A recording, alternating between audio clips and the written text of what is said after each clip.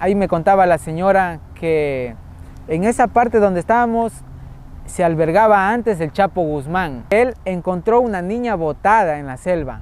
Encontró una niña botada porque la mamá era una persona obesa que ya no avanzaba. O sea, la niña viva. La niña viva, llorando, asustada, pidiendo ayuda, socorro. Y Marino fue la persona que le ayudó. Él ayudó a la niña y dijo que tenía que bajar por una empinación muy grande de una montaña. Se cargó a la niña en sus hombros y empezó a bajar, a bajar. Él me mostró sus pies y me mostró sus manos, que estaban con llagas y un poquito cicatrices, ya no con sangre, pero ya secas, cicatrices.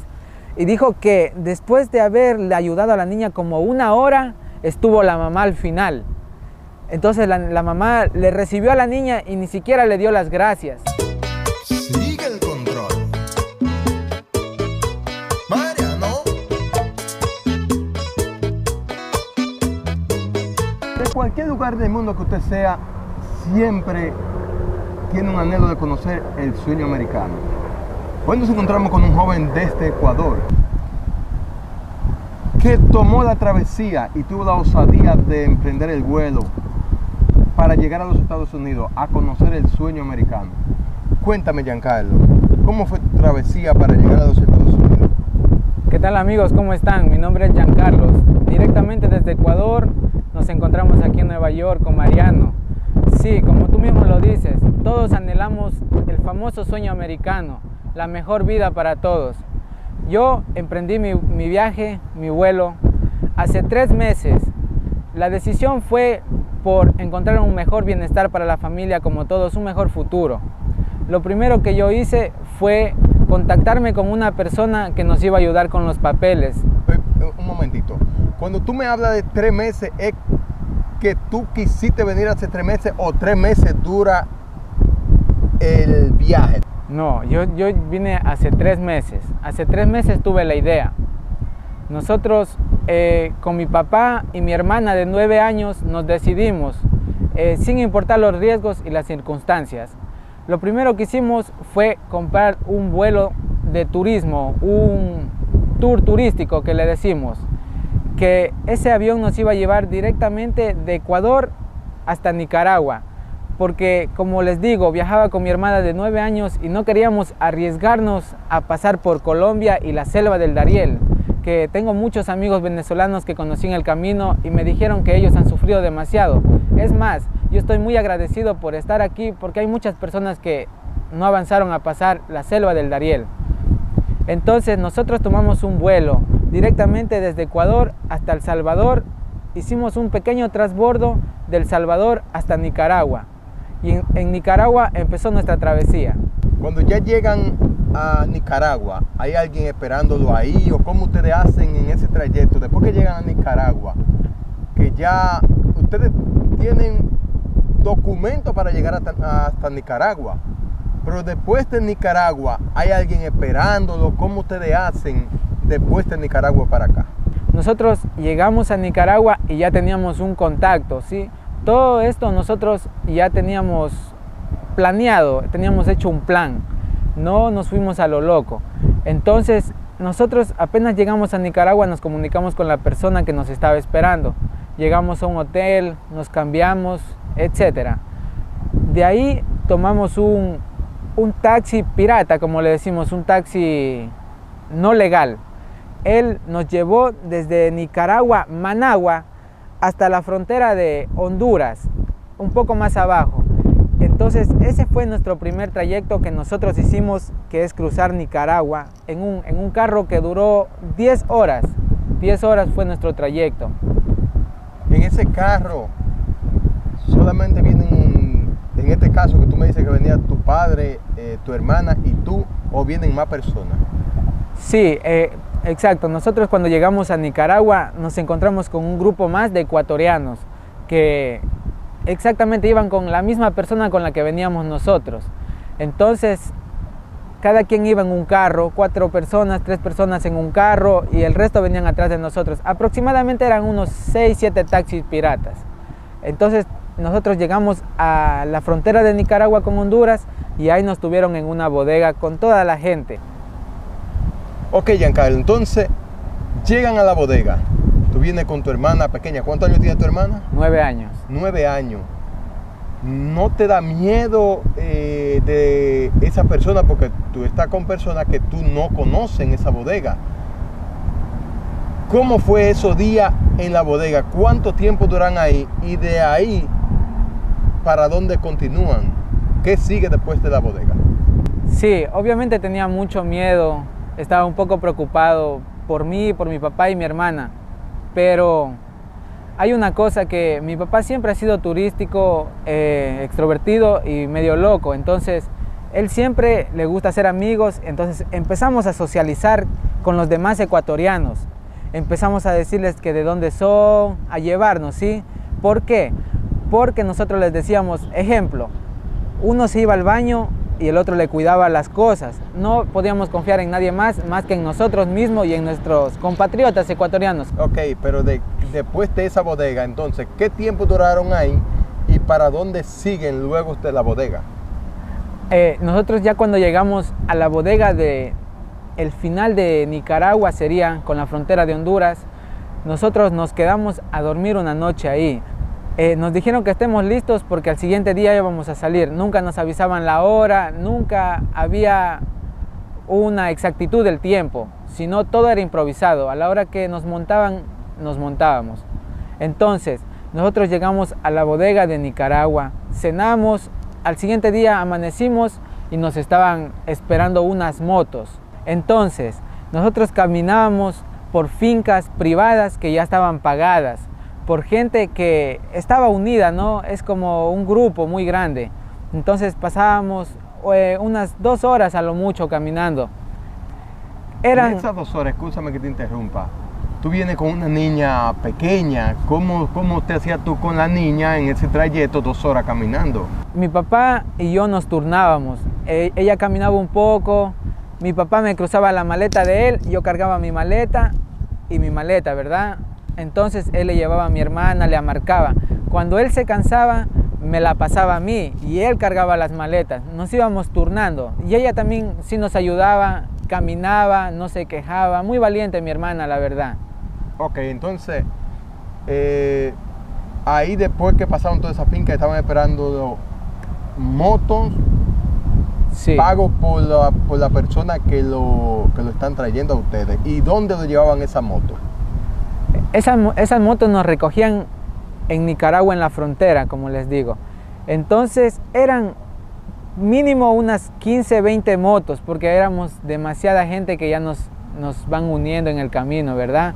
Entonces nosotros nos subimos en esa moto y tuvimos un trayecto aproximadamente de 2 horas y media a 3 horas en moto. Fue una aventura inimaginable. En ese trayecto yo venía conversando con el motociclista, que cuánto le pagaban, que cuál era el trabajo de él. ¿Cuánto te dice él que le pagaban? Él me contó que le pagaban $40 el viaje. Y para ser muy claros, $40 para ellos es demasiado dinero, porque ellos manejaban lempiras. Entonces, no recuerdo muy bien en cuánto estaba valorada la lempira en dólar, pero para ellos era aproximadamente como unos $80, $90. Entonces él me dijo que aparte del campo que él hacía, era con lo que él sobrevivía pasando gente en su moto. En el trayecto se dañaron 2 motos. Entonces, como era muy copado el lugar donde veníamos en las motos, eran 3 personas por moto. Era un poco incómodo, un poco difícil. Entonces se dañaron 2 motos que venían 2 personas y otra que venían 2 personas más, eran 4. Y nos montaron a otra moto una persona más. Donde veían los más flaquitos, le montaban una persona. Donde veían otra más flaquito, le montaban otra persona. Y recuerdo que en el trayecto venía una mujer embarazada. Le faltaba como unos 2 meses para dar a luz. Y encima de eso venía con un niño de unos 8 a 9 meses. No tenía ni 1 año. O sea, ella está embarazada, pero también trae un niño de menos de 1 año. Sí, venía el marido también, pero el marido venía con un bolso por acá, una mochila por acá y la pañalera adelante. Entonces era como que un poco imposible que el marido trate de ayudar mucho. Con ellos nos juntaron en Nicaragua y de ahí más adelante les voy a contar lo que sigue pasando. Entonces, nos cogieron las motos, nos dieron un trayecto de aproximadamente 2 horas a 3 horas. Luego nos dejaron a la orilla de un río donde había una barca, una balsa, depende del país como le conozcan, de madera. No era de metal, no era que tenía una turbina, motor, nada. Era una balsa hecha por ellos, común y corriente de madera. Y lo que les empujaba eran dos remitos, dos remos de madera, nada más. Hablamos con el guía de la barca, ¿verdad? Porque tú de Ecuador era una persona que nos ayudaba. En Nicaragua era otra persona que nos ayudaba. Y ya cuando estábamos en la frontera de Honduras, la responsabilidad era de otra persona la que nos ayudaba. Entonces los de atrás ya no tenían nada que ver. Hablamos con el señor, le preguntamos... Escúchame que te interrumpa. O sea, básicamente ustedes buscan una cantidad de dinero para venir. Como, ¿cuánto es la cantidad de dinero que tienen que hacer? Porque según veo, ya desde que ustedes dan esa cantidad de dinero, todo el viaje viene pago, aunque la persona cambie. ¿Cuánto es la cantidad de dinero que ustedes tienen que buscar para emprender el viaje? Sí, suena muy loco, pero la verdad es que son $10,000 por persona. $10,000 por persona. Ok, entonces seguimos $10,000 por persona. Tomarse un riesgo, pero si llega aquí, créeme que vale la pena. Sí. Entonces, de ahí en adelante ya te toma otra persona. ¿Qué sigue de ahí? Nos dejaron justamente con el señor de la barca, no recuerdo el nombre. Le dijimos que cuáles eran las posibilidades de pasar el río bien, sano y salvo. Que si es que alguna vez ha habido algún accidente en el río. Y el señor nos supo responder con mucha sinceridad y calma que sí, ha habido gente que se ha muerto y ha habido gente que no ha pasado el río. Nos enseñó un video donde que muchos venezolanos, por querer apurarse, por querer hacer las cosas rápido, se subieron como unas 7, 8 personas en una barca. La barca llegó a la mitad y se hundió. Y el señor nos dijo que no aparecieron 3 personas hasta el día de hoy. Y ya habían pasado como 3 días y no aparecen 3 personas. Lo más probable es que sí, fallecieron en el intento. Entonces, lo que él nos hacía era organizarnos para que no pase río eso. No es el famoso río Bravo que dicen de México, eso es otro río. El río de la frontera de Honduras. Ok. Sí. Entonces, él nos iba organizando conforme tu talla y conforme tu peso de tu maleta, él te iba poniendo un peso razonable y cruzaba. Él nos decía que no importa que nos demoremos, la cosa era que lleguemos todos sanos y salvos. Obviamente nos podía montar 7, 8, 9 personas, pero la seguridad era la que ellos nos garantizaban. Entonces empezamos eso, cruzamos el otro lado del río con mucha calma, mucha tranquilidad.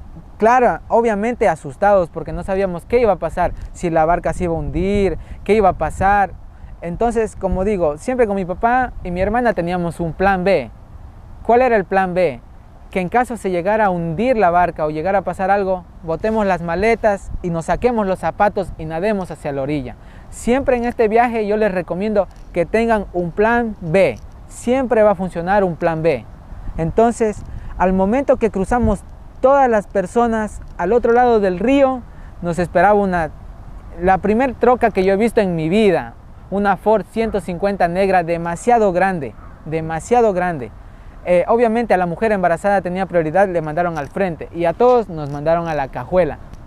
Entonces llegamos, ya estábamos en Honduras. Nos recogió el camión y nos llevó a otra bodega donde conocí unos amigos guayaquileños, de Guayaquil obviamente.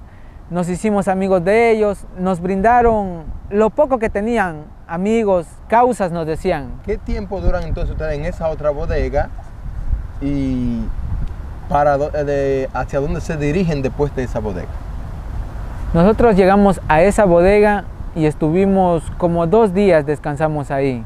Y el plan era que íbamos a salir el siguiente día en la mañana, donde llegó un carro y un bus grande y nos recogió a las personas. Después de haber caminado como 1 hora, subiendo, avanzando, nos recogió un carro, que ese carro aproximadamente igual nos subió como unas 6, 7 horas hasta la frontera de Guatemala sería, ¿verdad? Hasta la frontera de Guatemala.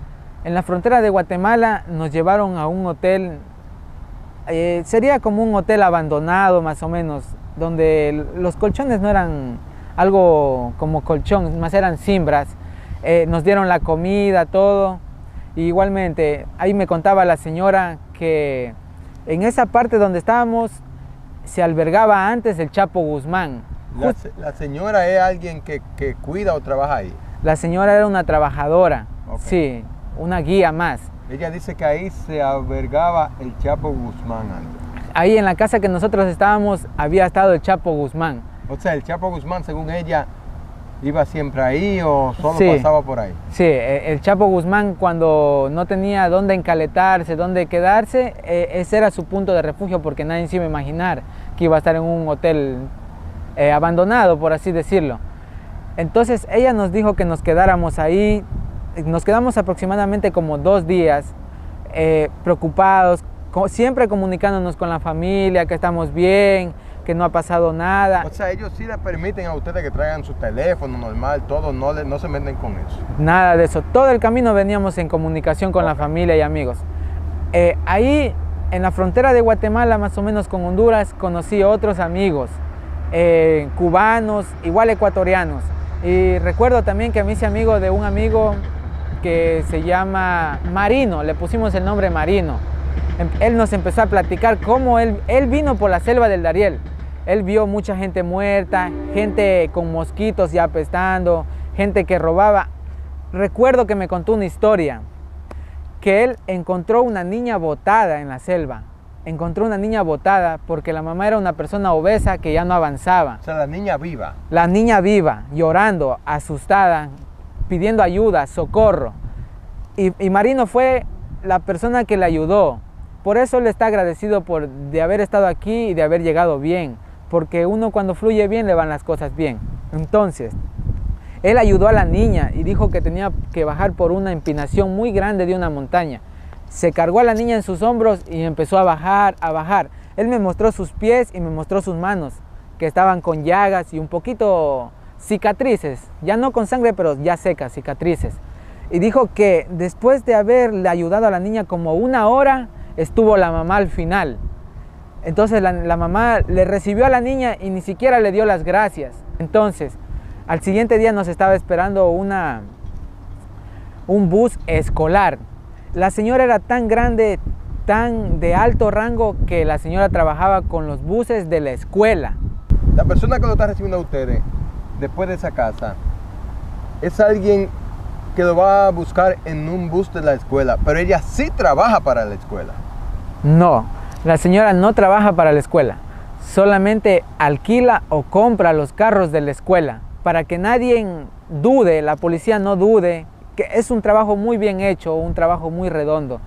Entonces ella misma fue la encargada de mandarnos con sus amigos de confianza y dijo: vayan, síganle a él y no se despeguen, no hablen con nadie, no confíen en nadie. Si alguien les pide dinero, no le den dinero, que todo ya está pagado. Si la policía les detiene, no paguen, que todo ya está pagado.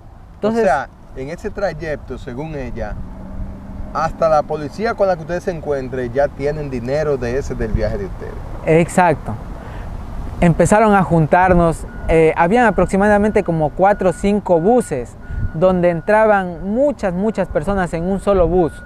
Hicimos el transbordo con mi papá y mi hermana y los amigos ecuatorianos que ya eran nuestros amigos de confianza, nos cuidábamos.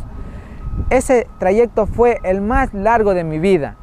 Fue aproximadamente 12 horas en bus a cruzar toda la frontera de Guatemala hasta México.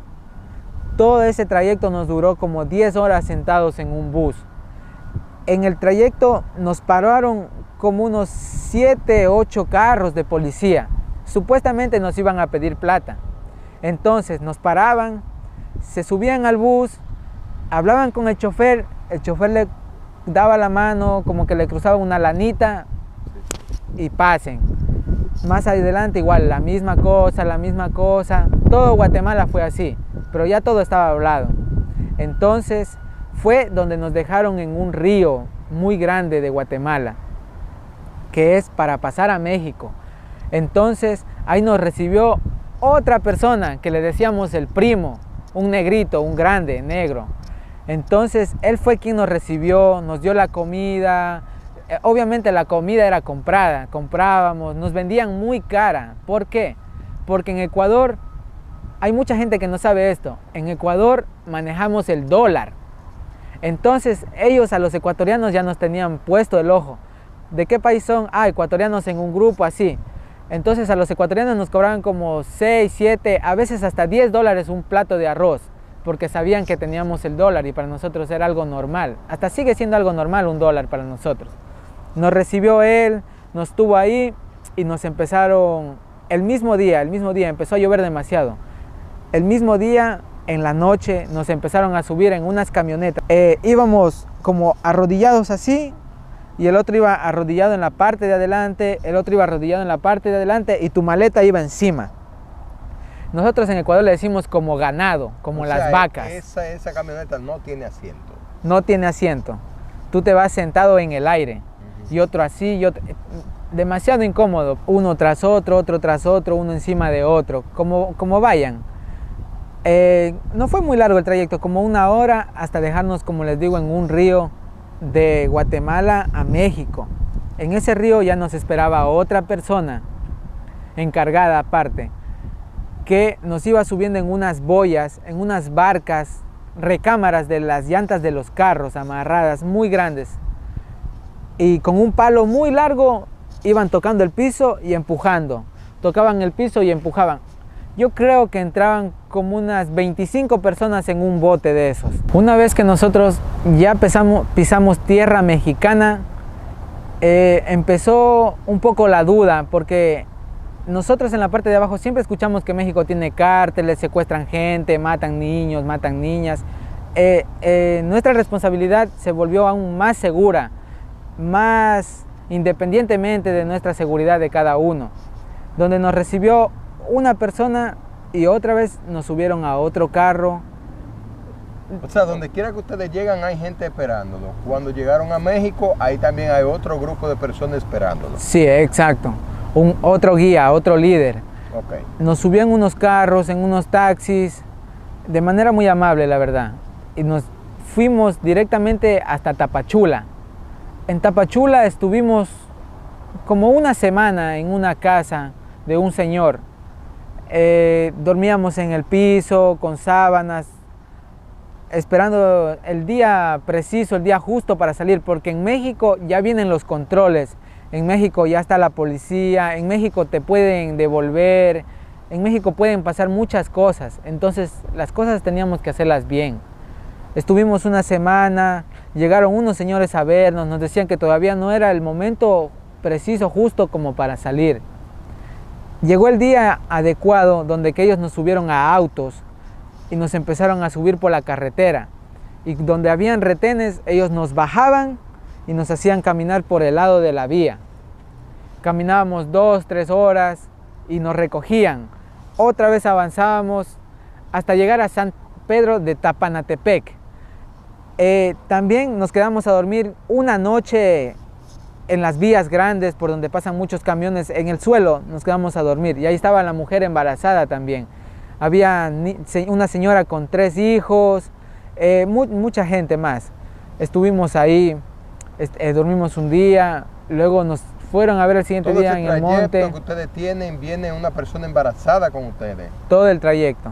Venía la mujer embarazada con nosotros. Siempre estábamos preocupados por ella, tratando de ayudarle, brindándole una mano, lo que estaba a nuestro alcance, ¿verdad? Okay. Entonces nos recogieron y ya nos llevaron a San Pedro de Tapanatepec.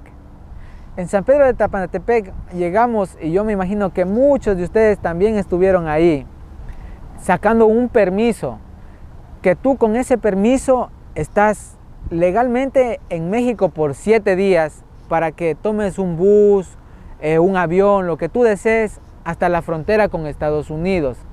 Los mexicanos, los policías mexicanos, inmigración mexicana estaba ayudando a todo el mundo. Pusieron carpas, ayudaban a la gente, daban información. Ahí en San Pedro de Tapanatepec fue algo muy loco, porque había gente cortando el pelo, gente vendiendo agua, gente vendiendo cigarrillos, gente vendiendo comida, gente en tricimotos. Toda la gente estaba en México sin tener ya más dinero, sin poder hacer más nada. Entonces acudieron a vender cosas, a hacer cosas. Era una cosa muy loca para poder seguir subiendo las personas que no tenían el suficiente dinero. Ahí conocí a un amigo venezolano que también pasó por la selva del Darién. Me contó las mismas historias, que vio gente muerta, gente que pedía ayuda. Él cuando tenía, regalaba un caramelo a los niños, diciéndoles que pasen, que sigan. También me contó una historia que había un padre que le pegaba a su hijo para que camine. El niño ya no avanzaba, el niño ya no podía, pero el padre le pegaba con una vara y le decía que siga, que avance, que tenemos que seguir. Sí me entienden qué dolor es eso, qué sufrimiento es que un padre le pegue al niño para poder avanzar, porque si el niño no avanza, nadie avanza. Y el Señor ya venía con una hija más. Entonces, eso me contó él. Estuvimos en San Pedro de Tapanatepec, estuvimos como 7 días ahí en un motel. Estuvimos albergados en un motel que todo estaba ya comprado, todo estaba visto. Pasaron esos 7 días y nos fuimos, tomamos un bus en Puebla, en la ciudad de Puebla. Tomamos un bus que ese bus nos dejó en la frontera de Monterrey. Ahí fue la parte más dura para mí del trayecto porque tuvimos que separarnos de nuestro papá. Yo y mi hermana continuamos desde Monterrey solos, completamente solos. Ok, ahí se dividen de tu padre, entonces, ¿por qué se dividen? ¿Para dónde coge tu padre? ¿O qué pasó ahí que tuvieron que dividirse de tu padre? Lo que pasa es que por razones personales, un poco privadas de mi padre, él no podía entregarse a migración. Él no podía hacer eso. Él iba a rodear el desierto hasta llegar a Estados Unidos. Entonces, nos separaron en Monterrey a Reynosa con mi hermana. Estuvimos en una bodega como por 3 días esperando la luz verde, donde ya llegó el Señor, listos, nos vamos, nos subimos, nos hicieron caminar un trayecto, 10-15 minutos hasta llegar al famoso Río Bravo. En el Río Bravo nos esperaba un bote, no de madera ni de aluminio, era completamente un bote de plástico, de esos botes plásticos que utilizan los niños para irse a la piscina. Un bote de plástico según común y corriente. Subían a 12 personas, 13 aproximadamente, y remaban y nos cruzaron el Río Bravo. Pasaron normal, había alguien con un pequeño bote, no tuvieron que nadar, nada, pasaron normal. Normal, el señor ya tenía la linterna, justo yo tenía una linterna y se le acabó la luz. Yo dije, compa, tengo una linterna, y le dejé regalando mi linterna. Él nos hacía subir, muy enojados, y eso sí, muévanse, muévanse, que viene la policía, apúrense, apúrense. Y todo una loquera ahí, pasa y pasa. Una vez que nosotros llegamos a tierra estadounidense, a los Estados Unidos, a Texas, para ser más exactos, nosotros buscamos a migración. Ya esa gente estaban bien conectados, ustedes pasaron directamente, ya llegaron a Estados Unidos, entonces ahí se entregan a migración. ¿Qué pasa después que ustedes se entregan a migración? Nos entregamos a migración, la gente de migración nos hizo firmar unos papeles, documentos personales. Ahí fue también la parte más dura porque me separaron de mi hermana. Yo, como tengo 21 años, ya soy mayor de edad, y mi hermana tiene 9 años, nos separaron.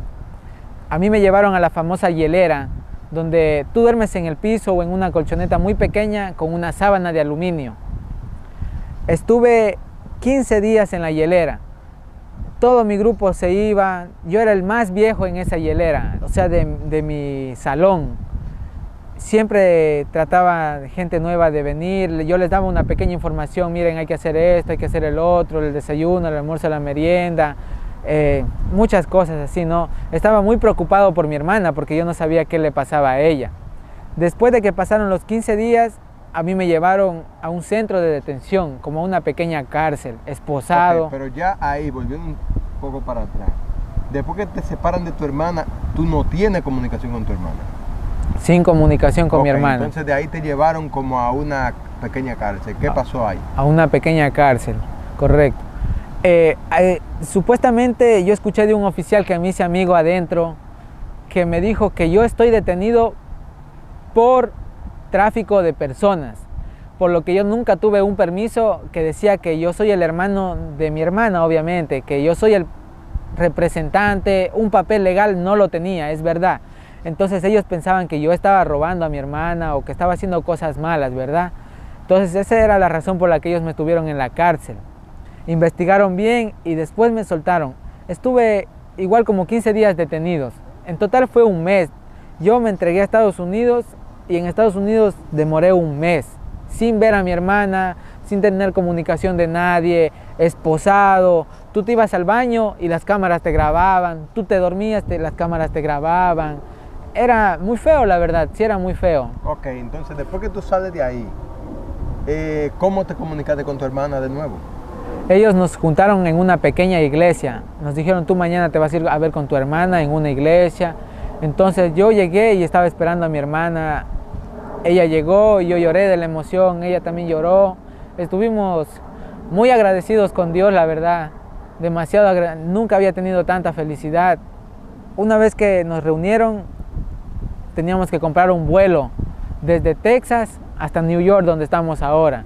El vuelo costó aproximadamente como $600 de cada persona. Entonces, así fue como yo llegué al aeropuerto, mi mamá llegó a recibirme y así fue que yo llegué para acá. Y mi papá se quedó en Monterrey, él todavía estaba abajo, él no subía, porque el camino de él era un poco más difícil, porque habían caballos con personas que los estaban espiando, perros, habían drones por el aire. Entonces él tenía que esperar más. Todo el tiempo que yo estuve encerrado, él estuvo también en una bodega, sin pasar. Ok, entonces ahí llegaste, ya ustedes están con tu madre que te está esperando aquí, ¿y tu padre llegó? Sí, mi padre llegó, después de como 2 meses aproximadamente, él llegó. ¿Qué consejo tú le puedes dar a esa persona que al igual que tú está en tu país y quiere venir a este país? ¿Qué tú le puedes decir? ¿Cómo tú ves el ambiente aquí? ¿Ha sido mejor? ¿Ha sido peor? ¿Ha valido la pena? ¿No vale la pena? ¿Qué tú le puedes decir a esa gente? Mi mejor consejo es que sí, vale la pena. Vale mucho la pena estar aquí.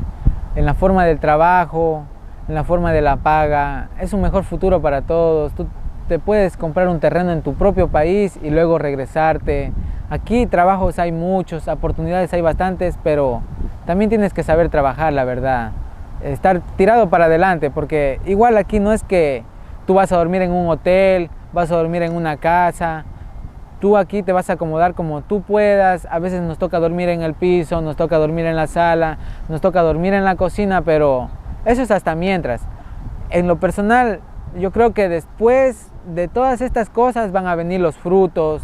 Si usted vive bien en su país y tiene algo con que emprender un negocio, hágalo en su país. Si usted quiere buscar una mejor vida económicamente, usted puede tratar de emprender este viaje, pero siempre piense que gracias a Dios Giancarlo está aquí, pero que muchos en ese trayecto pierden la vida. Entonces deben de comunicarlo con su familia, con amigos, antes de empezar un viaje, porque la verdad no es fácil. Muchos toman esta travesía y llegan bien, como es el caso de este joven aquí, el caso de Giancarlo, que llegó, gracias a Dios, aquí está bien. Pero si usted en su país tiene una forma de poner un negocio, de estar bien en su país, no se tome el riesgo, porque muchos mueren en el camino. La verdad es que se ve bonito cuando usted llega aquí, pero la travesía no es fácil. Así que para adelante, Dios lo bendiga. Mariano el control.